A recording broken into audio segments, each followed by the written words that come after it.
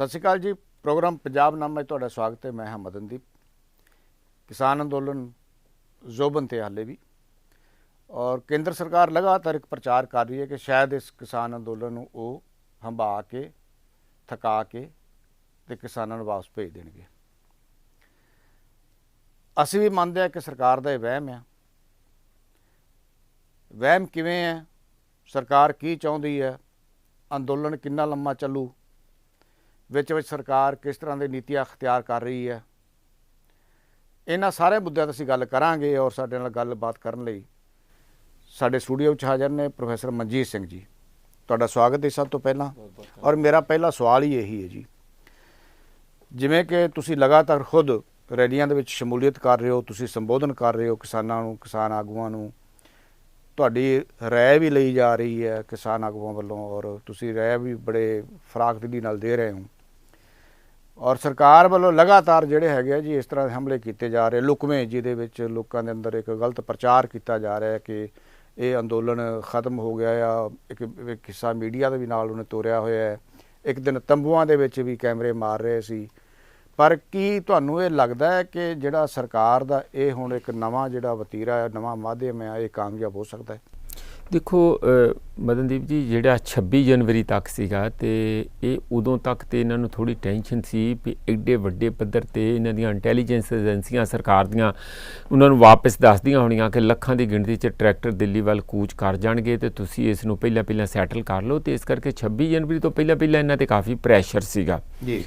ਹੁਣ ਉਹ 22 ਤਰੀਕ ਤੋਂ ਬਾਅਦ ਹੁਣ ਨਵੀਂ 22 ਆ ਗਈ ਹੈ, ਅਜੇ ਤੱਕ ਚੂੰ ਚਾਂ ਨਹੀਂ ਕਰ ਰਹੇ। ਉਹਨਾਂ ਨੂੰ ਇਉਂ ਲੱਗਦਾ ਮੋਦੀ ਜੀ ਨੂੰ ਜਿਵੇਂ ਵੱਟ ਚੜ੍ਹ ਗਿਆ ਹੋਵੇ, ਗੁੱਸਾ ਚੜ੍ਹਿਆ ਹੋਵੇ, ਕਿਉਂਕਿ ਮੋਦੀ ਹੈ, ਮੋਦੀ ਦੀ ਸਰਕਾਰ ਆ, ਬਾਕੀ ਤੇ ਸਾਰੇ ਕਰਿੰਦੇ ਹੈਗੇ ਤੇ ਉਹਨਾਂ ਦਾ ਮੂਡ ਨਹੀਂ ਅਜੇ ਬਣਿਆ। ਉਹ ਇੱਥੋਂ ਤੱਕ ਆ, ਉਹ ਤੇ ਸਗੋਂ ਹੋਰ ਬੜਕਾਂ ਮਾਰਨ ਲੱਗ ਪਏ। ਉਹ ਕਹਿੰਦੇ ਕਿ ਦੇਖੋ ਇਹ ਕਿਸਾਨ ਭੜਕੇ ਹੋਏ ਆ, ਜਾਣੀ ਭੁੱਲੇ ਹੋਏ ਆ, ਰਸਤੇ ਤੋਂ ਭੜਕੇ ਹੋਏ ਆ ਔਰ ਇਹਨਾਂ ਨੂੰ ਸਮਝ ਨਹੀਂ ਪੈ ਰਹੀ ਕਿ ਇਹਨਾਂ ਦਾ ਕਿਹੜੀ ਗੱਲ 'ਚ ਫਾਇਦਾ, ਜੋ ਡੇ 1 ਤੋਂ ਕਹਿ ਰਹੇ 5 ਮਹੀਨੇ ਪਹਿਲਾਂ ਤੋਂ। ਤੇ ਇੱਕ ਚੁਣੀ ਹੋਈ ਸਰਕਾਰ, ਜੇ ਲੋਕਾਂ ਨੇ ਵੋਟਾਂ ਪਾਈਆਂ ਤੇ ਹੁਣ ਸਾਨੂੰ ਭੁਗਤੋ, ਇਹ ਸਾਡੀ ਜ਼ਿੰਮੇਵਾਰੀ ਆ। ਤੁਹਾਡੇ ਹਿੱਤ ਵਿੱਚ ਕੀ ਆ, ਤੁਹਾਡੇ ਨੁਕਸਾਨ ਕੀ ਆ, ਤੁਹਾਡਾ ਫਾਇਦਾ ਕਿੱਥੇ ਆ, ਅਸੀਂ ਫੈਸਲਾ ਕਰਨਾ। ਤੁਸੀਂ ਸਾਨੂੰ ਚੂੰ ਚਾਂ ਨਾ ਕਰੋ। ਤੁਹਾਡੀ ਪ੍ਰੋਟੈਸਟ ਦਾ ਕੋਈ ਅਰਥ ਨਹੀਂ, ਕਿਉਂਕਿ ਤੁਹਾਨੂੰ ਆਪਣੇ ਹਿੱਤ ਦਾ ਪਤਾ ਨਹੀਂ। ਇਹ ਮੋਦੀ ਜੀ ਦੇ ਬਿਆਨ ਆ ਰਹੇ। ਸਗੋਂ ਉਲਟਾ ਉਹਨਾਂ ਨੇ ਇੱਕ ਹੋਰ ਵੀ ਫਿਰਕੀ ਚਾੜਤੀ ਨਵੀਂ। ਉਹ ਕਹਿੰਦੇ ਆ ਕਿ ਪਬਲਿਕ ਸੈਕਟਰ ਤੇ ਬਿਲਕੁਲ ਆਪਾਂ ਤਹਿਸ ਨਹਿਸ ਕਰਨਾ ਹੀ ਆ, ਪਰ ਜੇ ਦੇਸ਼ ਦਾ ਵਿਕਾਸ ਹੋ ਸਕਦਾ, ਜਿਹਨੂੰ ਉਸ ਆਪਣਾ ਲੋਕਲ ਹੈ ਵੋਕਲ ਫਾਰ ਲੋਕਲ ਜਿਹੜਾ ਉਹਨਾਂ ਨੇ ਪਿੱਛੇ ਨਾਅਰਾ ਦਿੱਤਾ ਸੀ ਕਿ ਸਵਦੇਸ਼ੀ, ਜਾਣੀ ਦੂਜੇ ਭਾਸ਼ਾ 'ਚ ਸਵਦੇਸ਼ੀ, ਉਸ ਲਈ ਵੀ ਉਹਨਾਂ ਦਾ ਇਹੀ ਕਹਿਣਾ ਕਿ ਜੇ ਮੰਡੀ ਨੂੰ ਅਸੀਂ ਅੱਗੇ ਨਹੀਂ ਕਰਦੇ ਤੇ ਜਿੰਨੀਆਂ ਵੀ ਕਿਸਮ ਦੀਆਂ ਸਬਸਿਡੀਜ਼ ਹੈਗੀਆਂ ਸਰਕਾਰ ਵੱਲੋਂ, ਰਿਆਇਤਾਂ ਆ, ਕਿਸੇ ਨੂੰ ਸਹੂਲੀਅਤ ਹੈਗੀ ਆ ਜਾਂ ਵੈਲਫੇਅਰ ਸਕੀਮਜ਼ ਆ, ਜੇ ਇਹਨਾਂ ਦਾ ਭੋਗ ਅਸੀਂ ਨਹੀਂ ਪਾਉਂਦੇ ਤਾਂ ਫਿਰ ਉਹ ਇਹ ਲਗਾਤਾਰ ਆ ਕਿ ਇਹ ਅਸੀਂ ਦੇਸ਼ ਦਾ ਵਿਕਾਸ ਵੀ ਨਹੀਂ ਕਰ ਸਕਦੇ ਤੇ ਅਸੀਂ ਜਿਹੜਾ ਆਤਮ ਨਿਰਭਰ ਭਾਰਤ ਨਹੀਂ ਬਣਾ ਸਕਦੇ। ਇਹ ਹੁਣ ਨਵੀਂ ਐਡੀਸ਼ਨ ਉਹਨਾਂ ਨੇ ਅੱਜ ਦੇ ਬਿਆਨ 'ਚ ਵੀ ਦੇਖਣ ਨੂੰ ਮਿਲੀ ਹੈ। ਇਹ ਜਿਹੜੀਆਂ ਕੁੱਲ ਜਾਣੀ ਜੇ ਇਹਨੂੰ ਮੈਂ ਇੱਕ ਸ਼ਬਦ 'ਚ ਕਹਾਂ, ਇਹ ਜਿਹੜੀ ਐਡੀਸ਼ਨ ਹੈ ਪ੍ਰੈਸ ਸਾਹਿਬ, ਇਹ ਜਿਹੜਾ ਇਹਨਾਂ ਦਾ ਬੀਜੇਪੀ ਦੀ ਮੀਟਿੰਗ ਸੀ, ਜਿਹੜੀ ਪਾਰਟੀ ਦੀ ਮੀਟਿੰਗ ਸੀ, ਮੇਰਾ ਖਿਆਲ ਹੈ ਉਸ ਤੋਂ ਬਾਅਦ ਉੱਭਰ ਕੇ ਆਈ। ਹਾਲਾਂਕਿ ਉਮੀਦ ਇਹ ਕੀਤੀ ਜਾ ਰਹੀ ਸੀ ਕਿ ਭਾਰਤੀ ਜਨਤਾ ਪਾਰਟੀ ਦੀ ਜਿਹੜੀ ਇੱਕ ਕੋਰ ਕਮੇਟੀ ਦੀ ਮੀਟਿੰਗ ਜਿਹੜੀ ਚੱਲੀ ਹੈ, ਉਹਦੇ ਵਿੱਚ ਸ਼ਾਇਦ ਕਿਸਾਨ ਅੰਦੋਲਨ ਦਾ ਜਿਹੜਾ ਮਾਮਲਾ ਆ ਉਹਦੇ ਉੱਤੇ ਦਬਾਅ ਬਣਾਉਣਗੇ ਪ੍ਰਧਾਨ ਮੰਤਰੀ ਦੇ ਉੱਤੇ। ਕੁਝ ਮੰਤਰੀ ਜਾਂ ਜਿਹੜੇ ਨੇਤਾ ਉਹਨਾਂ ਦੇ ਸੀਨੀਅਰ ਹੈਗੇ ਆ ਤੇ ਇਹਦੇ ਬਾਰੇ ਕੁਝ ਨਾ ਕੁਝ ਜਿਹੜਾ ਆ ਉਹ ਕਿਸਾਨਾਂ ਦੇ ਹਿੱਤ ਵਿੱਚ ਨਿਕਲ ਕੇ ਆ ਸਕਦਾ ਹੈ। ਪਰ ਜਿਹੜੀ ਤੁਸੀਂ ਅੱਜ ਗੱਲ ਦੱਸ ਰਹੇ ਆ ਕਿ ਉਸ ਮੀਟਿੰਗ ਦਾ ਹੀ ਹਿੱਸਾ ਹੈ, ਮੈਨੂੰ ਲੱਗਦਾ ਇੱਥੋਂ ਤੱਕ ਇਹ ਹੋ ਸਕਦਾ ਆ। ਅੰਦਰ ਤੇ ਮੀਟਿੰਗ ਦੀਆਂ ਪ੍ਰੋਸੀਡਿੰਗ ਸਾਡੇ ਕੋਲ ਨਹੀਂ ਹੈ, ਪਰ ਮੈਨੂੰ ਇਉਂ ਲੱਗਦਾ ਕਿ ਪ੍ਰਧਾਨ ਮੰਤਰੀ ਦੀ ਸੋਚ ਤਾਂ ਇਹੀ ਸੀ, ਪਰ ਉਹ ਪਹਿਲਾਂ ਲਿੰਬਾ ਪੋਚੀ ਇੰਨੀ ਜ਼ਿਆਦਾ ਕਰ ਲੈਂਦੇ ਸੀ। ਉੱਪਰੋਂ ਆਪਣਾ ਜਿਹੜਾ ਚਕਾਚੌਂਧੀ ਭਾਸ਼ਣ ਬਾਹਾਂ ਖਿਲਾਰ ਕੇ, ਔਰ ਹੁਣ ਤੇ ਸੁੱਖ ਦੇ ਨਾਲ ਚਿਹਰਾ ਵੀ ਸੰਨਿਆਸੀਆਂ ਵਾਲਾ, ਫਕੀਰਾਂ ਵਾਲਾ ਬਣਾ ਲਿਆ। ਉਹ ਕਹਿੰਦੇ ਮੈਂ ਤੇ ਫਕੀਰ ਹਾਂ, ਮੈਨੂੰ ਤੇ ਕੁਛ ਲੈਣਾ ਦੇਣਾ ਨਹੀਂ। ਇਹ ਇਸ ਕਿਸਮ ਦਾ ਹੁਣ ਲੋਕਾਂ ਨੇ ਉਹ ਚਿਹਰੇ ਨੂੰ ਵੀ ਅੱਗਿਓਂ ਉਠਾ ਕੇ ਦੇਖਿਆ ਵੀ ਇਹਦੇ ਥੱਲੇ ਕੀ ਹੈਗਾ। ਜਦੋਂ ਮਾਸਕ ਉੱਠਿਆ, ਅੱਗਿਓਂ ਮਖੌਟਾ ਉੱਠਿਆ, ਪਿੱਛੇ ਬੜਾ ਭਿਆਨਕ ਕੁਛ ਸਕੀਮਾਂ ਦਿਖੀਆਂ। ਉਹਦਾ ਵੈਸਟ ਬੰਗਾਲ ਦੇ ਇਲੈਕਸ਼ਨ ਨੂੰ ਮੁੱਖ ਰੱਖ ਕੇ ਟੈਗੋਰ ਦੀ ਜਿਹੜੀ ਵੇਸ਼ ਭੂਸ਼ਾ ਹੈ ਉਹ ਲੋਕਾਂ ਨੂੰ ਭੁਲੇਖਾ ਪਾਉਣ ਲਈ ਬਣਾਈ ਪਤਾ ਨਹੀਂ ਇਹ ਹੁਣ ਮੋਦੀ ਜੀ ਦਾ ਮਤਲਬ ਸਾਰੇ ਦੇਸ਼ ਦੇ ਫਕੀਰ ਬਣਨਾ ਕਿ ਇਕੱਲੇ ਵੈਸਟ ਬੰਗਾਲ ਦੇ ਵਿੱਚ ਟੈਗੋਰ ਦੀ ਨਕਲ ਕਰਨੀ ਆ, ਇਹ ਤੇ ਉਹ ਦੱਸਣ। ਹੋ ਸਕਦਾ ਪਰ ਇੱਥੇ ਕੱਲ੍ਹ ਨੂੰ ਪੱਗ ਵੀ ਬੰਨ੍ਹ ਕੇ ਆ ਜਾਣ, ਕਿਉਂਕਿ ਸਰਦਾਰ ਤੇ ਲੱਗਦੇ ਹੀ ਆ ਵੀ ਅੰਮ੍ਰਿਤ ਛਕਾ ਦੇਣ। ਉਹਨਾਂ ਨੂੰ ਕੋਈ ਕਿਸੇ ਕਿਸਮ ਦਾ ਹੈ ਨਹੀਂ, ਫਰਕ ਨਹੀਂ ਪੈਂਦਾ, ਕਿਉਂਕਿ ਡਰਾਮਾ ਕਰਨਾ, ਮਾਸਕ ਪਹਿਨਣੇ ਆ ਨਾ ਉਹ ਉੱਤੇ ਤੁਸੀਂ, ਤੇ ਉਸ ਕਿਸਮ ਦੇ ਭਾਸ਼ਾ ਵੀ ਜਾਣੀ ਗੜਬੜ, ਜਿਹਦੇ ਵਿੱਚ ਜੋ ਕਹਿਣਾ ਉਹਦਾ ਕੋਈ ਅਰਥ ਨਹੀਂ, ਸ਼ਬਦਾਂ ਦੇ ਕੋਈ ਅਰਥ ਨਹੀਂ, ਮਤਲਬ ਇਹ ਡੈਡ ਵਰਡਸ ਸਾਰੇ ਹੈਗੇ ਆ। ਜਿਹੜੇ ਤੁਸੀਂ 26 ਦਾ ਜ਼ਿਕਰ ਕਰ ਰਹੇ ਸੀ ਪ੍ਰੈਸ ਸਾਹਿਬ, ਬੜਾ ਮਹੱਤਵਪੂਰਨ ਹੈ। ਜਿਹੜਾ ਕੁਝ ਕਿਸਾਨਾਂ ਨੇ ਪ੍ਰੋਗਰਾਮ ਉਲੀਕੇ ਸੀ, 23 ਤਰੀਕ ਦਾ ਸੀ, 26 ਦਾ, 27 ਦਾ ਸੀ। 26 ਤਰੀਕ ਨੂੰ ਕਿਸਾਨ ਵਿਸ਼ੇਸ਼ ਤੌਰ 'ਤੇ ਨੌਜਵਾਨਾਂ ਨੂੰ ਸਟੇਜ ਸੰਭਾਲ ਰਿਹਾ ਇੱਕ ਦਿਨ ਲਈ। ਇਹਦਾ ਕੀ ਕਾਰਨ ਹੋ ਸਕਦਾ ਹੈ ਵੀ ਇੱਕ ਨੌਜਵਾਨਾਂ ਨੂੰ ਅੱਗੇ ਲੈ ਕੇ ਆਉਣਾ, ਉਹਨਾਂ ਦਾ ਫੇਸ ਜਿਹੜਾ ਹੈਗਾ ਲੋਕਾਂ ਨੂੰ ਦਿਖਾਉਣਾ ਮੁਕੰਮਲ ਰੂਪ 'ਚ ਨੌਜਵਾਨਾਂ ਨੂੰ? ਤੁਸੀਂ ਇਹ ਸਮਝਦੇ ਆ ਕਿ 26 ਜਨਵਰੀ ਦਾ ਗਾਂ 26 ਫਰਵਰੀ ਨੂੰ ਜਿਹੜਾ ਨੌਜਵਾਨਾਂ ਦਾ ਕੀਤਾ ਜਾ ਰਿਹਾ, ਕਿ ਉਹਦੇ ਨਾਲ ਕੋਈ ਰਿਲੇਸ਼ਨ ਹੈਗਾ? ਇਹ ਮਹੀਨੇ ਦੇ ਬਾਅਦ ਕਿਉਂ 26 ਫਰਵਰੀ ਦੀ ਗੱਲ ਹੀ ਕਰ ਰਿਹਾ ਜੀ। ਬਿਲਕੁਲ, ਤੁਸੀਂ 26 ਫਰਵਰੀ ਦੀ ਕਰ ਰਹੇ ਆ, ਤੇ ਪਹਿਲਾਂ 26 ਜਨਵਰੀ ਨੂੰ ਵੀ ਨੌਜਵਾਨਾਂ ਨੇ ਜੋਸ਼ ਦਿਖਾਇਆ ਸੀ ਕਿ ਕੀ ਇਹਦੇ ਨਾਲ ਇਹ ਬੜਾ ਮਹੱਤਵਪੂਰਨ ਹੈ ਵੀ ਮਹੀਨੇ ਬਾਅਦ ਕਿਉਂ ਕਰ ਰਹੇ। ਤੁਹਾਨੂੰ ਯਾਦ ਹੈ ਕਿ ਅੱਗੇ ਇੱਕ ਦਿਨ ਵਿਮਨ ਫਾਰਮਰਸ ਦਾ ਵੀ ਕੀਤਾ ਗਿਆ ਸੀ, ਉਹ 18 ਜਨਵਰੀ ਸੀ, ਮੈਨੂੰ ਡੇਟ ਵੀ ਅਜੇ ਯਾਦ ਆ। ਇਸ ਲਈ ਇਹ ਜਿਹੜਾ ਨਾ ਅਲੱਗ-ਅਲੱਗ ਡੇਟਾਂ ਤੈਅ ਕਰਨੀਆਂ, ਉਹਦਾ ਇਹ ਸਾਰਿਆਂ ਨੂੰ ਅਹਿਸਾਸ ਦਿਵਾਉਣਾ ਕਿ ਭਾਵੇਂ ਕੋਈ ਮਜ਼ਦੂਰ ਆ, ਭਾਵੇਂ ਔਰਤਾਂ ਆ, ਭਾਵੇਂ ਨੌਜਵਾਨ ਆ, ਭਾਵੇਂ ਕੱਲ੍ਹ ਨੂੰ ਰਾਈਟਰਸ ਦੇ ਨਾਂ 'ਤੇ ਵੀ ਹੋ ਸਕਦਾ। ਵਿਮਨ ਦਾ 8 ਮਾਰਚ ਨੂੰ ਵੀ ਉਹ ਵੀ ਉਹਨਾਂ ਨੇ ਕਿਹਾ ਕਿ ਅਸੀਂ 8 ਮਾਰਚ ਨੂੰ ਵਿਮਨ ਡੇ ਮਨਾਵਾਂਗੇ। ਔਰ ਇੱਕ ਨਵੀਂ ਗੱਲ ਕਿ 27 ਤਰੀਕ ਨੂੰ ਕਿਰਤੀ ਤੇ ਕਿਸਾਨ, ਜਿਨ੍ਹਾਂ ਨੂੰ ਆਪਾਂ, ਕਿਉਂਕਿ 28 ਤਰੀਕ ਨੂੰ ਗੁਰੂ ਰਵਿਦਾਸ ਜੀ ਦਾ ਜਨਮ ਦਿਹਾੜਾ ਬੜੇ ਧੂਮਧਾਮ ਨਾਲ ਮਨਾਇਆ ਜਾਂਦਾ, ਸ਼ੋਭਾ ਯਾਤਰਾ ਪਹਿਲਾਂ ਹੀ ਨਿਕਲ ਰਹੀਆਂ ਆ, ਅਤੇ ਉਸ ਨੂੰ 28 ਨੂੰ ਤਾਂ ਚਲੋ ਲੋਕ ਬਿਜ਼ੀ ਹੋਣਗੇ, ਉਹੋ ਹੀ ਦਿਹਾੜਾ ਇੱਕ ਦਿਨ ਪਹਿਲਾਂ ਕਰਕੇ ਉਹ 27 ਨੂੰ ਮਨਾ ਰਹੇ ਹੈਗੇ ਕਿ ਅਸੀਂ ਇਹ ਕਿਤੇ ਇਕੱਲੀ ਮੂਵਮੈਂਟ ਫਾਰਮਰਸ ਦੀ ਨਹੀਂ ਹੈ, ਅਤੇ ਫਾਰਮਰਸ ਦੇ ਵਿੱਚ ਵੀ ਇਕੱਲੀ ਜੱਟਾਂ ਦੀ ਮੂਵਮੈਂਟ ਨਹੀਂ ਹੈਗੀ। ਇਹਦੇ ਵਿੱਚ ਅਲੱਗ-ਅਲੱਗ ਕਿਸਮ ਦੇ ਸਮੁਦਾਇ ਹੈਗੇ ਆ, ਔਰ ਸਾਰੇ ਮਿਲ ਕੇ ਇਸ ਮੂਵਮੈਂਟ ਨੂੰ ਚਲਾ ਰਹੇ ਆ, ਅਤੇ ਸਾਰਿਆਂ ਨੂੰ ਇੱਕ ਇੱਕ ਦਿਨ ਡਿਵੋਟ ਕਰਕੇ ਆਪਣਾ ਫੁੱਲੀ ਐਕਸਪ੍ਰੈਸ ਕਰਕੇ ਇਸ ਮੂਵਮੈਂਟ ਦੇ ਨਾਲ ਯਕਜਹਿਤੀ ਏਕਤਾ ਪੈਦਾ ਕਰਨ ਦਾ ਇੱਕ ਤਰੀਕਾ ਹੈਗਾ। ਇਸ ਲਈ ਜਿਹੜਾ ਨੌਜਵਾਨਾਂ ਦਾ ਇਹ ਕਰਨਾ, ਮੈਨੂੰ ਇਹ ਬਹੁਤ ਲੱਗਦਾ ਅਹਿਮ ਲੱਗਦਾ, ਮਹੱਤਵਪੂਰਨ ਇਸ ਕਰਕੇ ਵੀ ਲੱਗਦਾ ਆ ਕਿ ਪਿੱਛੇ ਨੌਜਵਾਨਾਂ ਨੇ ਥੋੜ੍ਹਾ ਜਿਹਾ ਆਪਣੇ ਤੌਰ 'ਤੇ ਕੀਤਾ। ਹੋ ਸਕਦਾ ਉਹਨਾਂ ਨੂੰ ਇੰਝ ਲੱਗਦਾ ਹੋਵੇ ਕਿ ਸਾਡੀ ਕੋਈ ਜਿਹੜੀ ਇਹਦੇ 'ਚ ਕੋਈ ਹੋਰ ਵੀ ਹੋ ਸਕਦਾ ਹੈ ਵੀ ਲੋਕਾਂ ਨੂੰ ਜਿਹੜਾ, ਕਿਉਂਕਿ ਨੌਜਵਾਨਾਂ ਦੇ ਚਿਹਰੇ ਨੂੰ ਲੈ ਕੇ ਬੜੇ ਪਿੱਛੇ ਜਿਹੇ ਭੁਲੇਖੇ ਪਾਏ ਗਏ। ਕੁਝ ਨੌਜਵਾਨ ਆਗੂ ਜਿਵੇਂ ਦੀਪ ਸਿੱਧੂ ਨੂੰ ਲੈ ਕੇ ਬੜੇ ਭੁਲੇਖੇ ਆ ਵੀ ਦੀਪ ਸਿੱਧੂ ਆਗੂ ਸੀ ਜਿਹਦਾ ਉਹਨਾਂ ਨੇ ਨਾਮਜ਼ਦ ਵੀ ਕੀਤਾ, ਜਿਨ੍ਹਾਂ ਨੂੰ 26 ਜਨਵਰੀ ਵਾਲੇ ਦਿਨ ਸਰਕਾਰ ਨੇ ਔਰ ਅਰੈਸਟ ਵੀ ਕੀਤਾ ਬਾਅਦ 'ਚ, ਅਤੇ ਕੁਝ ਉਹਨਾਂ ਦੇ ਨਾਂ ਨੂੰ ਲੈ ਕੇ ਬਦਨਾਮ ਵੀ ਕੀਤਾ ਗਿਆ ਕਿਸਾਨ ਅੰਦੋਲਨ ਨੂੰ। ਇਹ ਲੱਗਦਾ ਹੈ ਵੀ ਇਹ ਦੱਸਣਾ ਵੀ ਚਾਹੁੰਦੇ ਹੁਣ, ਸੰਦੇਸ਼ ਵੀ ਦੇਣਾ ਚਾਹੁੰਦੇ ਹੁਣ ਕਿਸਾਨ ਜਿਹੜੇ ਸਾਡੇ ਨਾਲ ਨੌਜਵਾਨ ਹੈਗੇ ਆ, ਉਹ ਬਿਲਕੁਲ ਪੀਸਫੁਲੀ ਬਹੁਤ ਆਰਾਮ ਨਾਲ ਬੜੇ ਸੁਚੇਤ ਹੋ ਕੇ ਤਰੀਕੇ ਨਾਲ ਜਿਹੜਾ ਹੈਗਾ ਉਹਨਾਂ ਦੀ ਅਗਵਾਈ ਕਰ ਰਹੇ ਆ। ਨਹੀਂ, ਬਿਲਕੁਲ ਠੀਕ ਹੈ ਮਦਨਦੀਪ ਜੀ। ਇੱਕ ਗੱਲ ਤਾਂ ਸਾਫ਼ ਹੈ ਨਾ ਕਿ ਜਦ ਅਸੀਂ ਕਹਿ ਰਹੇ ਹਾਂ ਕਿ ਜੇ ਉਹ ਦਲਿਤਾਂ ਨੂੰ ਵੀ ਨਾਲ ਲੈ ਕੇ, ਪੇਂਡੂ ਮਜ਼ਦੂਰਾਂ ਨੂੰ ਨਾਲ ਲੈ ਕੇ, ਕੱਲ੍ਹ ਨੂੰ ਕੋਈ ਟ੍ਰੇਡ ਯੂਨੀਅਨਿਸਟ ਵੀ ਆ ਜਾਣਗੇ, ਇਹ ਜਦੋਂ ਜਨ ਅੰਦੋਲਨ ਬਣ ਹੀ ਗਿਆ ਤੇ ਉਹ ਇਸ 'ਤੇ ਆਪਣੀ ਕੋਈ ਕਿਸਾਨ ਲੀਡਰ ਇਹ ਨਹੀਂ ਚਾਹੁੰਦੇ ਕਿ ਸਾਡਾ ਕਿਸੇ ਮੂਵਮੈਂਟ ਦੇ ਉੱਤੇ ਟੋਟਲ ਅਜਾਰੇਦਾਰੀ ਹੋ ਗਈ ਆ ਜਾਂ ਸਾਡਾ ਕੋਈ ਇਹਦੇ 'ਤੇ ਕਬਜ਼ਾ ਹੈਗਾ ਆ। ਉਹ ਇਹ ਚਾਹੁੰਦੇ ਆ ਕਿ ਜਨ ਅੰਦੋਲਨ ਹੈ ਅਤੇ ਸਾਰੇ ਜਨ ਦੀ ਅਲੱਗ-ਅਲੱਗ ਢੰਗ ਦੇ ਨਾਲ ਇਹਦੇ 'ਤੇ ਸ਼ਮੂਲੀਅਤ ਵੀ ਰਹੇ, ਅਤੇ ਇਸੇ ਕਰਕੇ ਜਿਹੜਾ ਇਹ ਬੜਾ ਅਹਿਮ ਭੂਮਿਕਾ ਹੋਊਗੀ ਕਿ ਜਿਹੜੀ 26 ਤਰੀਕ ਨੂੰ ਉੱਥੇ ਨੌਜਵਾਨਾਂ ਦਾ ਸ਼ਾਮਲ ਹੋਣਾ। ਪਰ ਜਿਹੜੀ ਤੁਸੀਂ ਕੁਐਸਚਨ ਰੇਜ਼ ਕੀਤਾ ਦੀਪ ਸਿੱਧੂ ਦਾ, ਜੇ ਤੁਸੀਂ ਨਾਂ ਲੈਂਦੇ ਹੀ ਆ, ਮੈਂ ਵੀ ਉੱਥੇ ਸੀ, ਅਸੀਂ ਬਹੁਤਾ ਟਾਈਮ ਮੈਂ ਉੱਥੇ ਕਾਫੀ ਕੁਝ ਦੇਖਿਆ ਵੀ ਹੈ, ਤਾਂ ਉਹ ਠੀਕ ਵੀ ਹੈ ਗੱਲ ਆਪਣੇ ਆਪ ਦੇ ਵਿੱਚ। ਪਰ ਮੈਨੂੰ ਇੱਕ ਗੱਲ ਸਮਝ ਬਿਲਕੁਲ ਨਹੀਂ ਲੱਗਦੀ ਕਿ ਜਿਹੜੀ ਕਿਸਾਨ ਮੂਵਮੈਂਟ ਆ ਉਹਦੇ ਵਿੱਚ ਹਰ ਸਮੁਦਾਇ, ਹਰ ਧਰਮ, ਹਰ ਜਾਤ, ਹਰ ਕਿਸਮ ਦੇ ਲੋਕ ਸ਼ਾਮਲ ਹੈਗੇ ਔਰ ਹੋਣੇ ਚਾਹੀਦੇ ਵੀ ਆ। ਉਹਦੇ 'ਚ ਟਰੇਡਰਸ ਵੀ ਹੈਗੇ ਆ, ਉਹਦੇ 'ਚ ਅਲੱਗ-ਅਲੱਗ ਹੈ ਨਾ ਜਾਤਾਂ ਦੇ, ਧਰਮਾਂ ਦੇ, ਭਾਸ਼ਾਵਾਂ ਦੇ ਵੀ। ਯੂਪੀ ਵਾਲੇ ਲੱਗ ਗਿਆ, ਹਰਿਆਣੇ ਵਾਲੇ ਲੱਗ ਗਿਆ, ਅਸੀਂ ਪੰਜਾਬੀ ਬੋਲਦੇ ਹਾਂ। ਫਿਰ ਉਹਦੇ 'ਚ ਇਹ ਗੱਲ ਨੂੰ ਕਹਿਣਾ ਕਿ ਇਹਨੂੰ ਸਿੱਖੀ ਦਾ ਅੱਗੇ ਲਾ ਕੇ ਜ਼ਿਆਦਾ ਚੱਲਣਾ, ਉਹਦੇ ਵਿੱਚ ਅਸੀਂ ਬੜਾ ਸੁਸਾਈਡਲ ਕਰ ਰਹੇ ਹਾਂ। ਦੀਪ ਸਿੱਧੂ ਹੁਣਾਂ ਨੇ ਕਿਤੇ ਨਾ ਕਿਤੇ ਇਸ ਕੰਮ ਦੀ ਮੈਨੂੰ ਲੱਗਦਾ ਕੋਤਾਹੀ ਕੀਤੀ ਹੈ। ਕੋਤਾਹੀ ਇਸ ਕਰਕੇ ਕਿ ਜਦੋਂ ਤੁਸੀਂ ਜਿਹੜੇ ਲਾਲ ਕਿਲ੍ਹੇ ਦੇ ਉੱਤੇ ਕੇਸਰੀਆ ਨਿਸ਼ਾਨ ਚਲਾਉਣੇ ਆ, ਭਾਵੇਂ ਟੈਕਨੀਕਲੀ ਉਹਦਾ ਕੋਈ ਬੇਅਦਬੀ ਵਾਲੀ ਗੱਲ ਨਹੀਂ, ਕਿਸੇ ਚੀਜ਼ ਦਾ ਕੋਈ ਕਿਸੇ ਨੂੰ ਉਹਦੇ 'ਚ ਉਹ ਨਹੀਂ ਹੋਣਾ ਚਾਹੀਦਾ, ਦੁੱਖ ਨਹੀਂ ਹੋਣਾ ਚਾਹੀਦਾ, ਕਿਉਂਕਿ ਉਹ ਤਾਂ ਇੱਕ ਧਾਰਮਿਕ ਨਿਸ਼ਾਨ ਜਿਹੜਾ 26 ਜਨਵਰੀ ਦੀ ਪਰੇਡ ਵਿੱਚ ਵੀ ਝੂਲਿਆ ਹੈ ਨਾ। ਜੇ ਲਾਲ ਕਿਲ੍ਹੇ 'ਤੇ ਹੋ ਗਿਆ ਕਿ ਐਡੀ ਵੱਡੀ ਗੱਲ, ਪਰ ਜਿਉਂ ਹੀ ਉਹ ਮੌਕਾ ਲੱਗਾ ਔਰ ਪ੍ਰਧਾਨ ਮੰਤਰੀ ਨੇ ਪਾਰਲੀਮੈਂਟ ਅੰਦਰ ਕਹਿ ਦਿੱਤਾ ਕਿ ਲੋਕਾਂ ਨੇ ਝੰਡੇ ਦੀ ਤਿਰੰਗੇ ਦੀ ਬੇਅਦਬੀ ਕੀਤੀ ਤੇ ਰਾਤੋਂ ਰਾਤ ਇਹ ਅਗਲੇ ਦਿਨ ਉਹਦੇ 'ਚ ਇੱਕ ਖਾਸ ਗੱਲ ਇਹ ਆ ਪ੍ਰੈਸ ਸਾਹਿਬ, ਜੇ ਆਪਾਂ ਗੱਲ ਕਰ ਲਈਏ ਹੁਣ ਦੁਬਾਰਾ ਸਾਨੂੰ ਗੱਲਾਂ ਕਰਨੀਆਂ ਪੈ ਰਹੀਆਂ ਕਿ ਜਿੱਦਣ 26 ਜਨਵਰੀ ਸੀ ਉਸ ਦਿਨ ਅਸੂਲਨ ਗੇਟ ਵੀ ਬੰਦ ਹੋਣੇ ਚਾਹੀਦੇ ਸੀ ਲਾਲ ਕਿਲੇ ਦੇ, ਪਰ ਉਸ ਦਿਨ ਗੇਟ ਵੀ ਖੁੱਲ੍ਹੇ ਸੀ। ਨਹੀਂ, ਇਹਦੇ 'ਚ ਤੇ ਕੋਈ ਸ਼ੱਕ ਨਹੀਂ ਕਿ ਇੰਝ ਸਾਰਿਆਂ ਨੂੰ ਹੀ ਲੱਗਣ ਲੱਗ ਗਿਆ ਹੁਣ, ਤੇ ਬੜਾ ਜਦੋਂ ਧਿਆਨ ਨਾਲ ਹੋ ਗਿਆ ਕਿ ਪੁਲਿਸ ਨੂੰ ਖਾਸ ਤੌਰ 'ਤੇ ਕਿਹਾ ਗਿਆ ਸੀ ਕਿ ਲੋਕਾਂ ਨੂੰ ਮਿੱਥੇ ਹੋਏ ਰਸਤੇ ਤੋਂ ਭੜਕਾ ਕੇ ਦਿੱਲੀ ਵੱਲ ਰਿੰਗ ਰੋਡ ਤੇ ਰਿੰਗ ਰੋਡ ਤੋਂ ਅੱਗੇ ਲਾਲ ਕਿਲੇ ਵੱਲ ਭੇਜਣਾ। ਉਹ ਹੋ ਹਟਿਆ। ਪਰ ਸਵਾਲ ਸਾਡਾ ਇਹ ਹੈ ਕਿ ਕੀ ਅਸੀਂ ਪੰਜਾਬ ਦੀ ਤੇ ਸਿੱਖੀ ਦੀ ਸੇਵਾ ਕਰਨਾ ਚਾਹੁੰਦੇ ਹਾਂ, ਉਹਨਾਂ ਦਾ ਨਾਂ ਉੱਚਾ ਕਰਨਾ ਚਾਹੁੰਦੇ ਹਾਂ, ਕਿ ਸਿੱਖੀ ਦਾ ਸੰਦੇਸ਼ ਅਸੀਂ ਸਾਰੇ ਸਮੁੱਚੇ ਦੁਨੀਆ 'ਚ ਪਹੁੰਚਾਉਣਾ ਚਾਹੁੰਦੇ ਹਾਂ? ਮੈਨੂੰ ਲੱਗਦਾ ਇਹਦੇ ਉਲਟ ਹੋਇਆ। ਕਾਰਨ ਇਹਦਾ ਇਹ ਹੈ ਕਿ ਬੜੀ ਦੇਰ ਬਾਅਦ ਇਹ ਹੋਇਆ ਸੀਗਾ ਕਿ ਪਹਿਲੀ ਵਾਰੀ ਪੰਜਾਬ ਦੀ ਲੀਡਰਸ਼ਿਪ ਲੋਕਾਂ ਦੇ ਸਾਰੇ ਦੇਸ਼ ਦੇ ਵਿੱਚ ਇੱਕ ਉੱਭਰ ਕੇ ਸਾਹਮਣੇ ਆ ਰਹੀ ਸੀਗੀ ਇੱਕ ਕਿਸਾਨ ਮੂਵਮੈਂਟ ਦੇ ਵਿੱਚ।